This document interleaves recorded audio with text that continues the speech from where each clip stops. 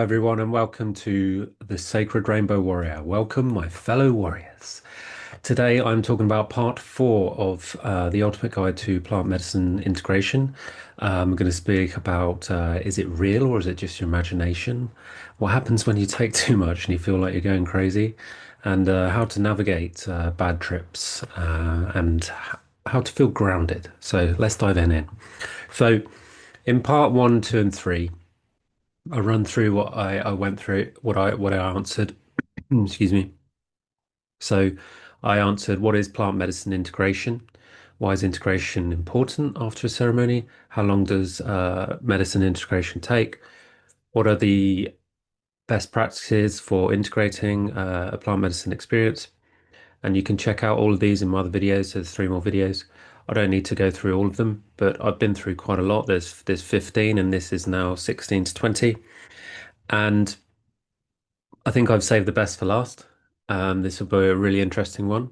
And I want to talk about what is the purpose first of working with plant medicine, because I hear this a lot, because a lot of people are afraid of working with it.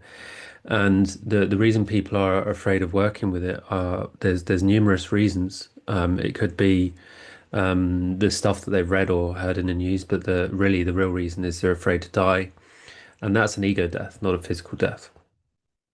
And it's that fear of death that prevents us from growing and evolving. And it can happen in many different ways. Just by doing something that you've always wanted to do but have put off can create an ego death.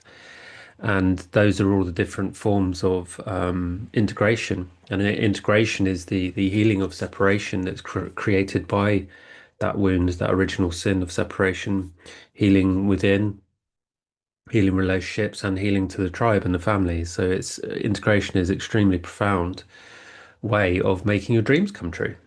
From turning, from a psychedelic experience, turning that into a psychedelic reality.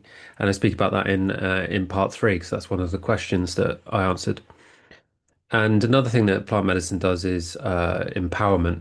It empowers us. It's here for a reason, and it's been demonized for obvious reasons. I speak about drugs versus plant medicine. Drugs are man-made. Plant medicines are plants. It's in the name. And they also help us do an incredibly important job on remembering who we are, who we truly are at a soul level, and all the attachments that prevent us from remembering who we are, all the illusions of who we buy, who into when we buy into who we believe we are when we're actually not. And it's such a profound form of ascension and evolution and making your dreams come true. And not to mention lots of fun. But what psychedelic means is psych means soul or love. If you read the story of Cupid and Cupid and Psyche, and delic means to open, to reveal. So it's about revealing the soul. And it can also be translated of revealing God, because we are each one of us is a part of God's, and the soul is that part of God. Like the grains of sand on the beach. You call it the beach, but each grain of sand makes up the beach. And so our souls are make up God. And so each of us is revealing the soul, revealing God within us when we work with plant medicine. And that's extremely profound. But because of the programming that we've been through, past life trauma, and the way the dark forces try to hijack our consciousness, hijack our soul, and prevent us from love, it makes us believe that love is the enemy. It's a form of brainwashing tactic. And the key is just to really go in the opposite direction to what you're afraid of. Go in the opposite direction to what your ego tells you. And, that might be easier said than done, but that's what it comes down to at a basic level. You choose love over fear every time. But sometimes that choice isn't clear. And that's what I tried to make abundantly clear on my channel is I tried to help people understand the choice, the difference between what happens when you choose for fear and what happens when you choose for love. because that's what my channel's about. It's about choosing for love and fighting for love and what that means.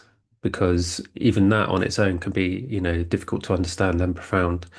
And I had to claw myself back from being a very toxic, being part of the very toxic patriarchy and being a toxic man, and almost getting lost in that. Or I did get lost in it, but almost losing my life in that. And there's so many people who are having a difficult time, and I'm here to point the way in a new direction of love. I live in a beautiful life in divine union with my partner. I have another channel called Prophecy Walkers, where we go into more detail on that twin flame journey, and it's so profound working together. And I couldn't have met her or done the work that we've done without plant medicine. So I hope that opens up how I feel about and why I give so much reverence to plant medicine, and to do my part in service to help undo all the abuse that's being done to it. So let's move on. Number 16, sorry. Okay, so this is an interesting one. Was my experience real or was it just my imagination? So, bearing in mind, psychedelic means to reveal the soul, and the soul is infinite and a part of God, then you start to experience really, incredibly wild things on the internal world. We project them with our third eye so that we can see them in visions, and we most people believe that those visions are outside of us. Sometimes you can see spirits that are around us, but most of the time when we're going through a psychedelic experience, a plant medicine experience, it's the projector of the third eye that helps us see within what's happening on the inside. And to give you a quick answer, yes, it is real, but also I'm not going to say it's not real, but it has to be translated because it's metaphysical, right? So there's and want to talk about how logic tries to twist this, how science tries to twist it, evidence versus magic, right? But first, I want to talk about metaphor because this is how to fully understand whether it's real or just your imagination. So, in order to understand the imagination, a lot of people just say, "Oh, you're imagining it." Right? They've demonized the imagination, right? Because people write stories with the imagination. But as if you've seen my videos on Prophecy Walkers, which link to my podcast, where I channel my past lives through spirit animals, I've realized that my art comes to life. It comes into my life. I embody it. So it shows up in my journeys as, like a grand vision, whatever that may be. And then through my integration, taking action, it appears in my life and it turns into something magnificent. And that's how we turn a psychedelic experience into a psychedelic reality.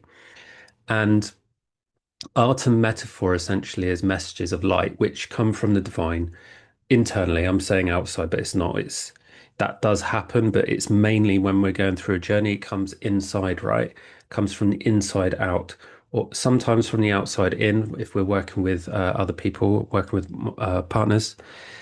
And the the light, because it's coming through density, it has to go through the heart to be filtered. And it comes through meaning and vibration. And when we work with the logical mind, especially through the programming that we've been given through how society views what is real and what isn't through evidence, it gets kind of ignored and told that it's just imaginary, meaning it's not real, but it is real. And there's so many ways I can prove this to you. But for example, The Simpsons, everybody talks about The Simpsons. It's such a basic example. I don't like using this example, but a lot of people talk about how The Simpsons predicted what had happened, what was going to happen or what had happened, right? Somebody used their imagination to create that. They don't get fed that information in bullet points saying, "Oh, you need to write this. This is what's going to happen." It's through the I want to say the auric field, but I often call it the star grid, and there's also an earth grid, and there's this dark information, there's this light information, and it depends what you're pulling from. But when you're creating, you're channeling truth. And so the imagination is real, but it needs translating. It's like if I give you an example of a story. I try to think of a story like the Three Little Pigs. Somebody wrote that with their imagination, but the spirit animal, the pig, has deep meaning. So does the wolf, and it's a story about boundaries. There's hidden magic, hidden meaning in these stories. They're really profound when you work with them on a level that on a shamanic level, I want to say, where the story can be decoded and the magic unlocked. Because to the average person, it just reads as a child's story. But when you take it apart carefully and ask what it means, it's really life-changing, actually. It can be really profound. And working with my partner, I have learned to embody those stories because that's part of divine union. It's about healing those stories, like not just fairy tales, but sometimes movies, the Greek gods, the Egyptian gods, ancient stories, native stories, Jesus and Mary, Bible stories, stuff like this. All of these stories, even Lord of the Rings, right? I've been working with that. All these stories come are in the collective psyche, the collective soul, and when we are working internally on ourselves, we're also working in that's the first line of consciousness. Then we work with our partner, second line of consciousness, and the third line of consciousness, which is the collective, family, and tribe. And so when we're doing that internal work, it also connects to the star grid or the auric field. And when we're doing that, we're pulling in those stories, the stories that resonate with the soul. Everybody might be working on different stories, but I've noticed there's a few stories that have come up in the same stories come up in people's journeys. Like for women, Cinderella, Snow White. But the one that I've seen that comes up for men and women a lot is the Wizard of Oz, the Yellow Brick Road. And I decoded that through some channel writing last year, and it's really profound to see what those characters represent and what the whole journey represents. And it's about cleaning out the old journey of essentially. I mean, there's so much I can tell you on the Wizard of Oz, but I'm not going to get caught on it. But what I'm trying to say is, I'm talking about uh, the experiences of working with the imagination, the third eye, and being in the body. It's all real. You just need to decode it and ground it into life and see how that translates. And the problem with using logic is you have the logical side of the brain and the creative, all-knowing side of the brain, the feminine and the masculine, and you can't have one without the other.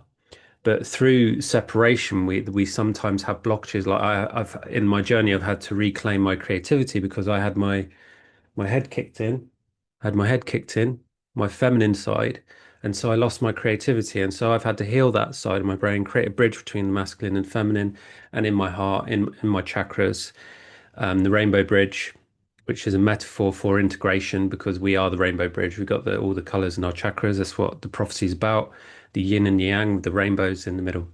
This is what integration is all about. If the rainbow bridges are the integration, they're also the stitches of healing separation. So it's really, really profound prophecy. And when you're working with logic, I like to say that the feminine side of the brain, the creativity, is like the ocean, and logic is a cup of water. And logic focuses on detail, whereas the unknown, creative side, creation itself, the feminine, focuses on the whole and includes everything. And that can be quite overwhelming for someone who's in their mind and not in their heart. That's why logic seems to rule society because we live in a toxic matriarchy. And we create science which isn't true science because it leaves out so much, and there's so much corruption and influence from impurities from men who act out of integrity. And there's several examples I could give you. Um, what's the name of that guy? Oh, that guy who said in 1967 that that's what was it? Saturated fat was bad for us. I forget his name. And there was a whole book written about how he falsified the records in order to launch his career and earn lots of money. And we see this happening in many different avenues of science, but it's not the main reason. Yeah, there's corruption, but what I'm trying to say is that logic only takes a small portion of what's actually happening when the whole is, we talk about quantum science, it's multidimensional. But even then, it's working logically to prove something before believing it when it should happen the other way. And I can't give words to that because it happens through feeling. It's very multidimensional, and that's what combining the left and right, the feminine and the masculine does. You can link the mind with the heart in a profound way that allows you to access Christ consciousness, God consciousness, without abusing it. And yeah, a good example is hieroglyphs, right? Hieroglyphs are visionary words, like light language is another thing that people talk about, but hieroglyphs are translated into meaning one thing. But when you feel them through vibration, one hieroglyph on its own you could write, you could probably speak for minutes, if not hours, just on one hieroglyph. Like you could write a book about it. That's why working with the heart is so profound because the heart takes in everything. And you can have a conversation with your ancestors or a spirit. You could have like a 3 hour long conversation in a 1 second through the heart. But if you did it through the mind, like a voice channeling, it would be slow. You would have to hear the words and have a full-on conversation. This is why working in the heart is so profound. And we've been taught to allow the mind to hijack the heart, but actually, the mind is actually the brain and the mind is a humble servant to the heart. But we measure the power of the heart by the number of neurons it's got in it. It's just doesn't work that way. So yes, your experience is real, but yes, it needs to be translated. Otherwise, it doesn't mean anything. And that's where integration comes in. And I can help you do that if you want to work with me on a one-to-one. Number 17, how do I navigate difficult or challenging experiences or bad trips? So I can tell you I've had my fair share. I've made all the mistakes so you don't have to. And the best way to and avoid navigate a bad trip is to avoid it altogether. So prevention, excuse me. So in order to give you the best form of prevention, I have to tell you what causes a bad trip, a bad journey, a bad experience. And it's being outside of the heart. It's spiritual bypass, heart bypassing, and which is a form of toxic shame avoidance, which is narcissism. And everybody has it, but we're told that narcissists are evil and that we should blame them. But actually, narcissism is just the root of toxic shame avoidance. And it's something that is rife in society that needs to be healed. And the only way to heal that is through separation. So, heart avoidance essentially causes us to go, oh no, this scares me because this is love, because I've been taught that love is the enemy. That's part of the illusion we've been taught. So I go up into the mind, which is the same as leaving the body. So you leave the body, right? And when you leave the body, it feels frightening because love is your protector. And the best way to prevent that is deep relaxation and releasing control and expectations. Because when there's any kind of overthinking or feeling like you need to do something or there's something wrong, you're automatically attached to the ego, and the ego is not your friend. As soon as you think that you're friends of the ego, then you're in attachment. But you need to be in constant recreation, constant flow. Otherwise, you're in stagnation and you come into trouble. And the aim is ego death. And ego death happens through love, through light, through coming into the truth of who you are and being in your heart. It's it's far too difficult to achieve an ego death in the mind. That's because that's where it kind of takes control. And it takes control through all of the poison that we've fed, through violent movies, scrolling on phone, and the news. We're fed complete nonsense, and it comes through vibration. We don't see it, and so people don't believe in it, but it happens. Now, the reason we blame love for these difficult scenarios where we feel scared and we avoid love is because separation created the wound and love comes in to heal it. It's like when your mum puts some alcohol on a cut and you're like, "Ow, what are you doing? That really hurts." And so people react that way to love. It's like pressing on the wound. So if I spoke to you about um, something that triggered you, I speak about triggers a lot. When people are triggered, they often fire it out at other people, but the game of love is to own that trigger and understand that it's helping you realize that there's something that needs healing there. But the trigger is someone's like touching that wound and saying, "I love you," and that can be painful. And it's to do with the demonization of love, like a bad trip, people talk about, and I've been through this myself in a really big way, is entities and demons. And love has been demonized. And the only way to overcome that is realize that you have demonized love and to take responsibility for that. That's the only way to overcome it. And when you realize that everything is love, then the illusions of demons are really you putting a mask over yourself and pretending you're someone you're not. And when you realize that, it's quite funny.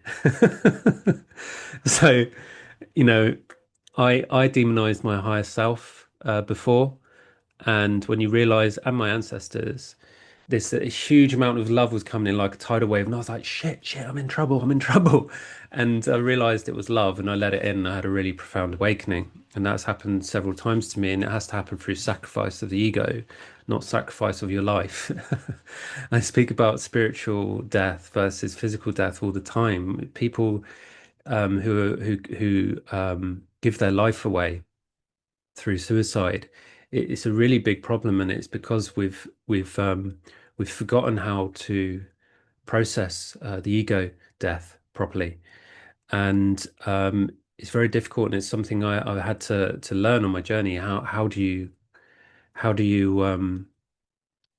move through an ego death easily?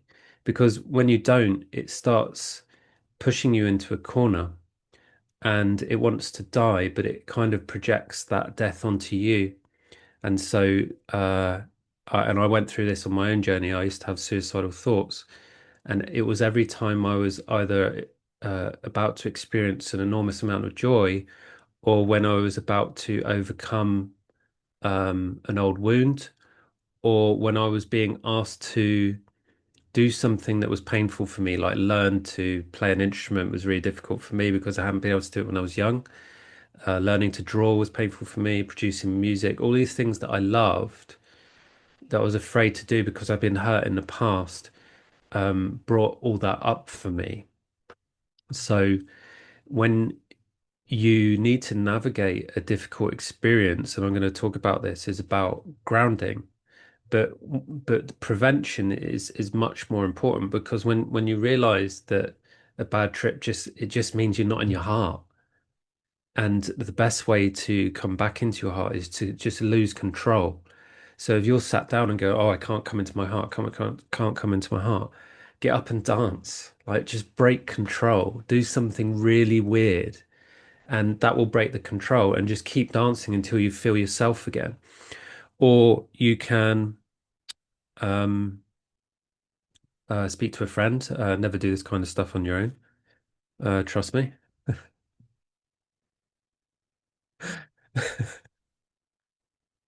Trust me. Um, Yeah, I forgot what I was going to say. Oh yeah, how to navigate difficult experience. So Yeah, walking on barefoot on the ground. There's loads of things you can do, but if just losing control, eating some nice food is good. But resting and relaxing and coming back into your body, listening to a meditation or some chakra beats, anything like that will help you come back in. Having a keep safe, um, like a loved one, um, a picture of your partner, whatever, someone you love, that'll help. Number 18. Why do I feel ungrounded during or after a ceremony? So, as I said, if you feel ungrounded, especially if your feet are cold, then there's part of you that's not in your body, you're not present in your body. And a lot of that is to do with the Earth Star chakra that has been severed from humanity because of the pollution of the root. And that's a whole conversation. We'll talk about that in a little bit longer, a little bit later. Um, but what I've spoken about in many of my videos is dogma. Dogma teaches us to believe that everything is outside of us, that our love is outside of us, and so we search for love outside of us, which creates unrequited love, unfulfilled love. And when we focus on everything we need being outside of us, it ungrounds us. So a good way to do that is just you can use your hands, is just you can just turn the tables on that and turn everything inside. Turn your gaze inward. And when you turn your gaze inward, you can turn your feeling inward. So instead of sending your feelings out wide, bring your auric field in to your body. Now, the best way to do this, and I've done this myself, the first time I did it, I found it really profound, and I do it with my partner, is imagine, sit down, close your eyes, and imagine you're the only person on earth. It's really profound. And then when you realize, start small, say you're the only person in this house, you're the only person in this town, you're the only person in this country, the only person in this world, the only person in the universe. And when you realize that, you can realize that you're a part of God and that you're in your own universe and that you don't have to feel alone because you're in love with yourself. And that's really profound. And it helps, that's actually the antidote to codependency as well. It's very helpful. Um, as I said previously, the main reason you feel ungrounded is through the avoidance of the heart. And so I've given you plenty of navigation systems to come back to that. But I'll go into that in number 19 as well as we go deeper into this. But I want to speak about the root chakra. So the root chakra is gives us a sense of safety. It's where our lust for life is found, the purity of lust, not the sexual lust. And if we approach it too early, it can scare us and leave our bodies. And the same is where there is any deep wound. But from all the chakras I've worked with, working the root can be pretty difficult. I think the sacral for me was probably the hardest because of the impurities and distortions on sexualization of innocence. I found that really tough. But what happens is when we are kind of led towards looking at a wound and there's love there or something that we feel shame for, we run in the opposite direction, jump out of our bodies, which, if you imagine that to be your inner child, can be difficult. And it's just the antidote really is just to be kind to yourself and gentle and just realize that this is part of the learning, part of the overcoming and growing. And I was speaking to the Earth Star chakra. So the Earth Star chakra is very important because that's where the divine purpose is. And if you're not connected to that, it's you may feel a sense of purposelessness in your life, and that can be very depressing. And this is what I had to go through. I had to rediscover my purpose, remember my purpose, my divine purpose, and it's incredible at this level to understand what is available with everything that's about to come. And when you open up your divine purpose at that level, it's nothing you can imagine. It's incredible. So if you want to work on that, you can work with me. But if you keep integrating, it will eventually lead you there. And when you feed your purpose, you win back your energy from your ego. You win back everything. It's just so profound. So that answers that question. Number 19, how do I stay grounded? So um, before the ceremony, it's best to do those the best preparation you can. So I spoke about prevention, but doing a grounding meditation into the body beforehand, not into the mind, none of that mindfulness nonsense, into the heart, into the body, grounding deep into the earth, not into the sky. That's important. Be in the body and focus on the heart, putting your hands on your heart, physical touch, that kind of stuff, giving affirmations to your heart. Picture a glowing light in your heart and bring your hands to your chest. That's a good one. And focus on feeling your body. Focus on sensation. Grounding yourself as well with wood is good. I use fossilized wood. That's good. And during a ceremony, the best way to ground yourself is to completely surrender and relax. Now, the best way I can teach this to you is really profound, actually, about non-attachment is imagine you are walking a really small bridge or a tightrope. I used to, when I started off, because I'm crazy, I walked on a sword, on the blade of a sword, and the sword was the truth, and either side was distractions or the ego. And if you're finding it difficult to get to a stage of relaxation because there's loads of attachments being fired at you, just walk the straight line. Walk the line to your heart, back to your heart. But the greatest shortcut is just to picture yourself coming into your heart, put your hands on your chest, and just completely allow everything to flow through your body. And a telltale sign of attachment is shallow breathing and you holding your breath. If you're holding your breath, that means there's stuck energy in the solar plexus and the sacral, and it's not flowing. So just keep breathing and keep relaxing, and that will allow it to flow through. And just know that your soul's going to take care of it. If you release control and don't attach and know that your soul is divine and has your best interests at heart and can deal with anything, then you can just surrender and go, oh, right, yeah, that's nice and easy. That's really easy. And you can ask spirit, you say, please, can you make this really easy for me? Please make it really obvious for me to make the right choices and to completely relax. Please share that coding of wisdom for me. Please help me come deeper into my body.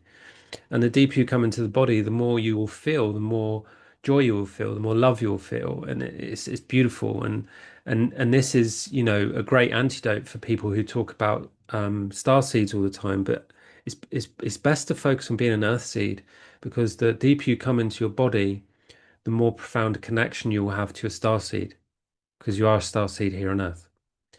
After the ceremony, okay, so the best way of grounding after a ceremony, also during, is exercise. So during, I would say dancing, but exercise afterwards, like running barefoot, walking, press ups, that kind of stuff. Intense exercise to activate the muscles and pain will bring you straight back into the body because movement moves the ego out so that the light can come in. So move the dark, distorted body out, bring in the light body. Swimming, barefoot walking, speaking to a trusted friend or a partner, and massage. These are all ways of grounding. Number 20. So this is an interesting one. I've got a good story to tell about this. Am I going crazy? So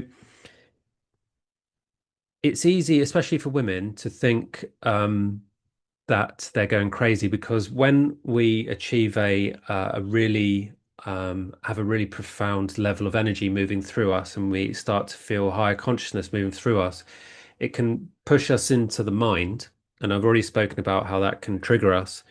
But what happens with the feminine, which is different to the masculine, and I'll speak about that, is when they become detached to the body and end up in the mind, there can be hijacks there which can send the illusion, make the illusion visible or through feeling that you're losing your mind. And this happened to me. I can laugh about it now, but it was not funny at the time. I thought I was going to die. I think it was in 2021 on the Lionsgate portal, which is a really, really strong portal, probably the strongest one of the year. And I ended up, I was on my own, which was really, really, really naughty. And but I had a telephone, and I rang my partner.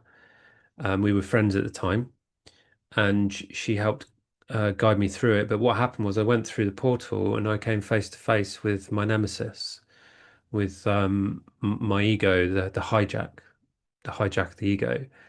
And I'm not going to say what happened because it was really horrible, but I found my own way of getting that out of my system. But it was very difficult, and I felt like I was going to lose my mind, and I thought I was going to die. And when I got rid of it, I realized that all of that was an illusion designed to make me lose belief in myself and to create a lot of fear in my body so that I would stop doing that level of work. But I knew it was nonsense and I knew that I could overcome it. And the way that that part of me, that hijacked, distorted part of me spoke to me, I mean, treated me even, was just disgusting. And so I was like, right, I'm gonna win this one. And this is how you have to fight for yourself. You have to fight for your heart. You have to fight for love. And if you have had too much medicine, it can do that to you if you're not ready. If you're very powerful and very sensitive, it can make you feel that, and you leave the body.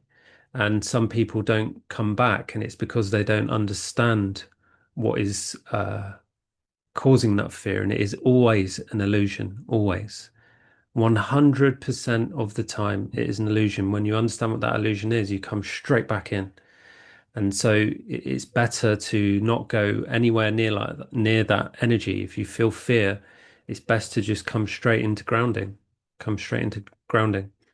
Another way I can describe going crazy is the Joker card. Like if you look at my partner's, she's done an oracle deck called the Soul Prophecy Oracle, which is like the uh, new Earth New Way Oracle deck. It's profound. Taken her 13 years, and in there she has the Joker as the feminine and the Joe King as the masculine. And joking, when people joke and they say nasty things and they go, "Oh, I was only joking." That's a form of gaslighting, and it's the Joe King is trying to replace the healthy king. So in spirit animal wisdom, when I asked spirit once what animal represents narcissism, and I got the Tyrannosaurus Rex, which is the which translates as tyrannical king, and so you can see how um, the distorted king archetype can cause a huge amount of trouble because the king archetype inside you in your body, in your soul, in your realm has authority. And when you give that authority away to your ego, it can cause enormous amounts of destruction. And so the best way to avoid that is to give yourself authority and to have really strong boundaries. Like if there's something bothering you that's internally, or you're getting visions, you go, no, get out. You shout it and you mean it with intention. No, out. I am the dominant force. Get out. It's really that simple. It's that simple. And then you just go, that's done. What's next? And as soon as you say that, it is done. And that's how fast it can happen.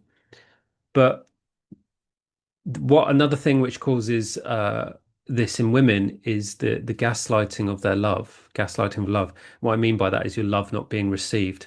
And when your love isn't received by others, it's an internal vision of you not receiving your own love. And when you can't receive yourself, it can make you feel like you're going mad. I've watched my partner go through it on too many occasions because the level of abuse that she went through that I've helped her heal is it's really sad that any woman should have to go through that, and it comes from the gaslighting of love, from a woman's love not being received, and this shows up strongest in the father wound. So, um, in her deck, she's got I wish I had a picture of it. I couldn't find it, but she's got a Joker facing up and Joker facing down. There's light in the middle. And what happens is when you fall into the ego, you get span out to the outer realms of your mind, which is why you feel like you're going to lose your mind.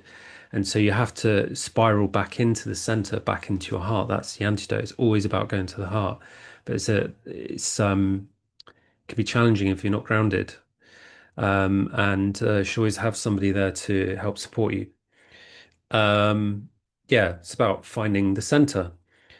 The opposite is true for the masculine. So, as I've said in numerous videos, that the feminine hides in the light, the father wound, and the masculine hides in the dark, the mother wound.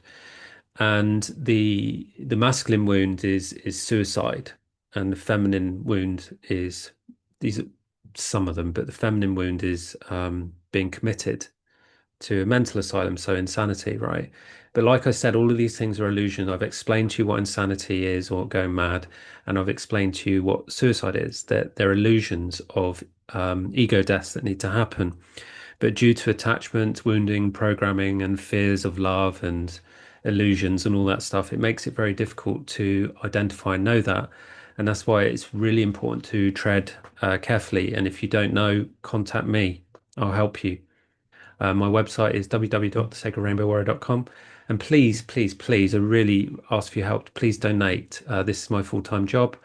Um, I would really appreciate your help in so that I can get this further work out there and make it bigger to give people the help that they need. And I welcome your suggestions and your questions and interactions and what you would like to see more from me. Thank you for listening. Bye bye.